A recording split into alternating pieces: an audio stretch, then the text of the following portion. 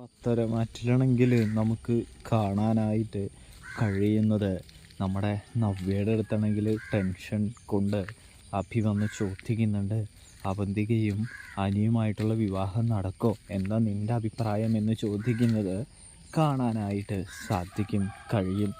ഇതേ സമയമാണെങ്കിൽ നമ്മുടെ നവ്യ പറയുന്നുണ്ട്, അതിനെന്താ, അത് തീർച്ചയായിട്ടും നടക്കും. എന്തായാലും എൻ്റെ അനിയത്തി ഈ വീട്ടിലേക്ക് വരാൻ ആരും ആഗ്രഹിക്കുന്നില്ല, അതുകൊണ്ട് തന്നെ തീർച്ചയായിട്ടും നടക്കും അഭി എന്ന് പറഞ്ഞ് ധൈര്യം കൊടുക്കുന്നുണ്ട്. ഇവിടെ നവ്യയാണെങ്കിലോ, നവ്യ അഭിയുമായി അല്ല, നമ്മുടെ അവന്തികയുമായിട്ടുള്ള അനിയുടെ നിശ്ചയത്തിനും വിവാഹത്തിനും എതിരാണ് എന്ന് കാണാനായിട്ട് കഴിയും. അതെങ്ങനെയെങ്കിലും തകർക്കണം, മുടക്കണം എന്ന ചിന്ത നമ്മുടെ നവ്യയുടെ മനസ്സിലുണ്ട്. അതുകൊണ്ട് തന്നെ നവ്യ അതിനായിട്ട് കരുക്കൾ നീക്കുന്നൊരു കാഴ്ച കാണാനായിട്ട്